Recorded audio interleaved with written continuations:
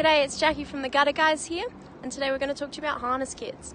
So while you're up 20 feet in the air, it's going to be in your best interest to make sure that you're being safe. This is the harnesses that we use. They're fully adjustable, so they're able to fit most sizes. And there's a clip on the back. I don't know if you're able to see that. There's a clip on the back that I'm clipped into.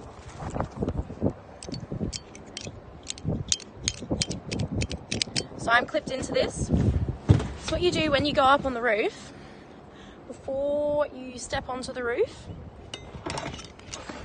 you should be able to fix this to the screws, to the 3 screws that are in place.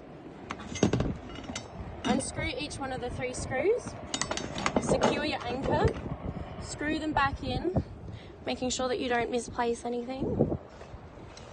Once your anchor point is fixed, this here is your line. This here is your runner piece for the line. You should be able to fix yourself with the strap that's on your back. Fix yourself to your runner. And then this here is your control. So you're able to adjust the distance that you're away from the edge of the roof. You want to make sure